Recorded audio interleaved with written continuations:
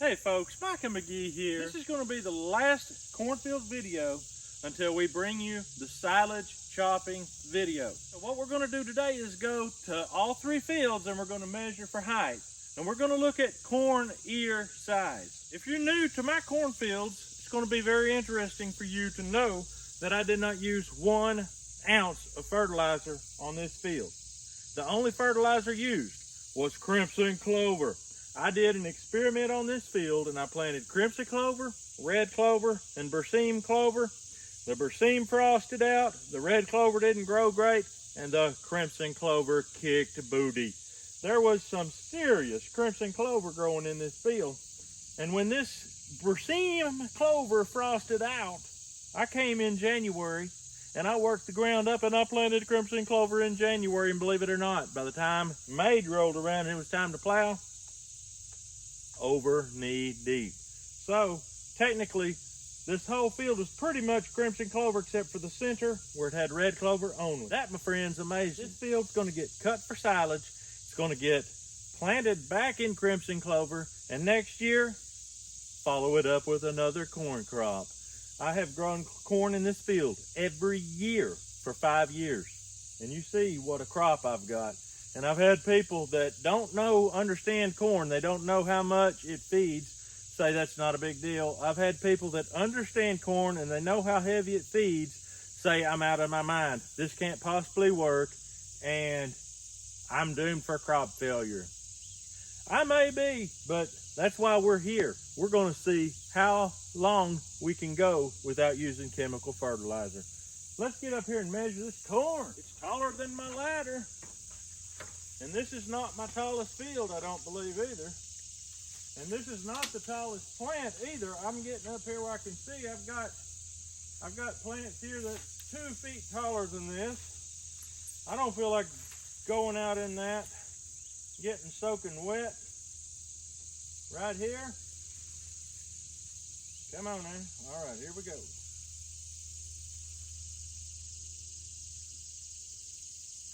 Ha! 12 foot to the dot. We got 12 feet tall corn here. Right there's 14 foot tall corn. No doubt about it, but I'm not going over there. We're gonna go over to the other field. This is yellow Guatemala. There's 2 wonderful ears on this. I'm gonna open up the smaller of the 2. There you see, that's the yellow Guatemala. From the base to the tips, 11 inches. This one here, 12 inches. That's not the total length of the ear. That's the total length of the shuck and everything. The ear itself, 9 inches. That's just an average ear and an average stalk with 2 nice ears. If those 2 ears are 9 inches, that's an 18-inch ear of corn. 18 inches is right there. That would be a pretty good size ear. Needless to say, the crimson clover's feeding this stuff because you can't grow corn without some serious feed in your field. Just in frame, you have 1, 2, 3, 4, 5, 6, 7, 8, 9, 10, 11, 12, 13. I'm not sure if this is at the edge of it or not. 14 big ears on this right here. And every bit of this, the leaf, the stalk, the shuck, the corn, the cob, everything gets chopped up, fermented in a pile of silage, and it'll be fed to the cattle. So every bit of it is feed. It's not just the corn kernels only. That puts a pile of food in your pocket. That's money in your pocket when you can do that. So we're looking forward to chopping our silage, but it's not actually going to happen today. So let's move on to the next field and look at the corn in it.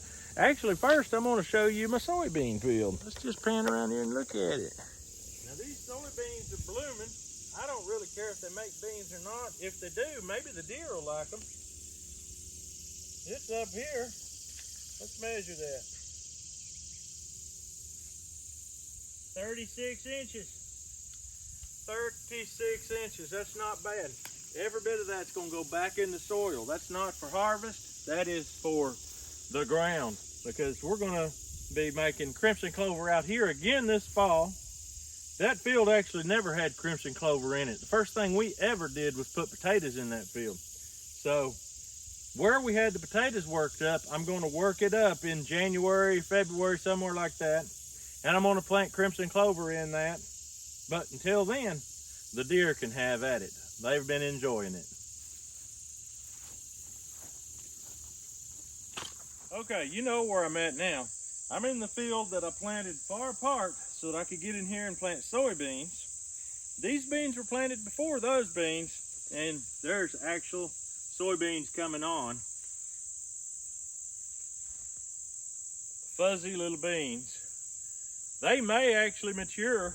We still have a month or so, month and a half before frost. I think that they're going to fill out, but this is going back into the ground as soon as we chop this. This isn't going to set all winter for the deer. Now I have, of course, the field I just showed you, Will, and about a third of this field is planted on angle because this is a deer hunting plot, and they will get left. I'm going to leave the corn standing and the soybeans standing, but not this. This is going to be worked into the ground, and it's going to be planted with crimson clover just as soon as we get this chopped off. So I'm going to move the camera to the other side so you can actually see, because this sun is blinding. What you're seeing right here is the product of deer eating the leaves off. All they do is eat the leaves. They don't ruin your plant. Eat a little bit. They're browsers. They're not grazers. And so that works out good for a situation like this. You can see right there. I mean, they have flat eaten the tops out of these things. Didn't hurt a thing. All right, this is some tall corn here. Up we go. Where we stopped, we hope we know. But it's way up here. I'm gonna have to climb. Don't let me down, ladder. All right. That is way up there. Oh my goodness. So, no fertilizer in this field either.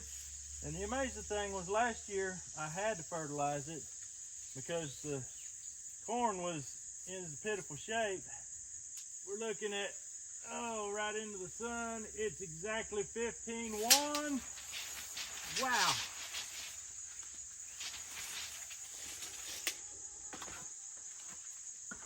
So last year I had to put triple 19 on the field because they were coming up yellow and purple and some bad looking colors.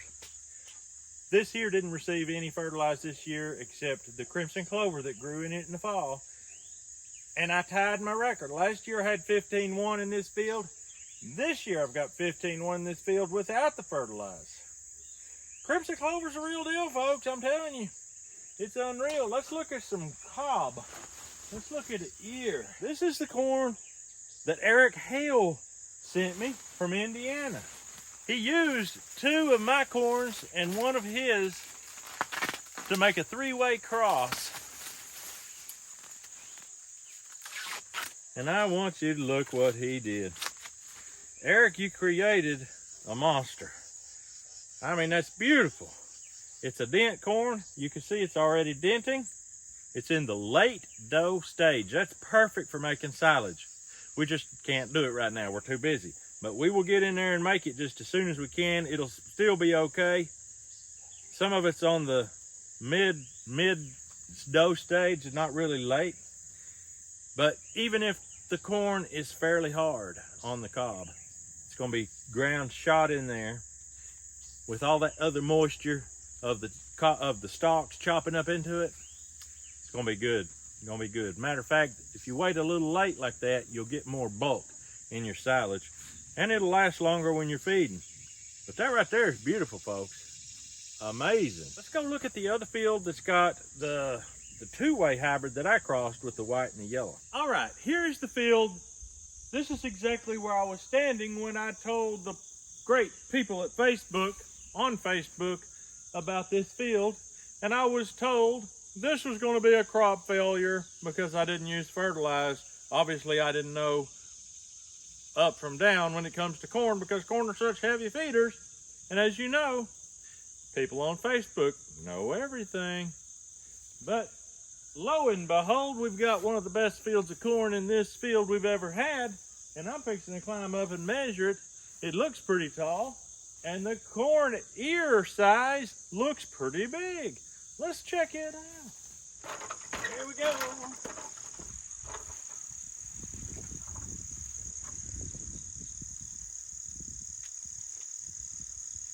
That is a very uniform field right there. Let's see if we can get this to go to the ground. It's pretty thick right here. Get down there. Don't want to measure at an angle or get us the wrong measurement.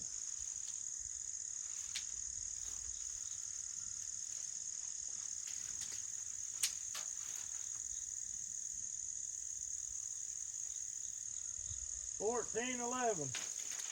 Just like 1 inch of being 15 foot tall.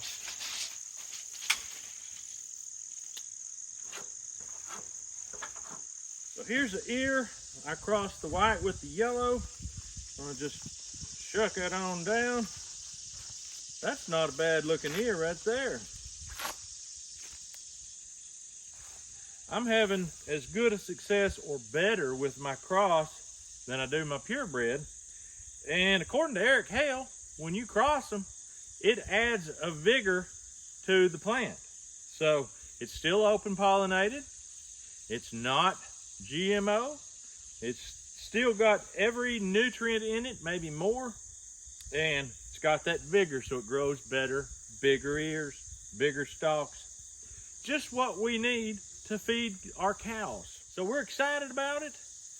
We will be chopping this silage just as soon as we can.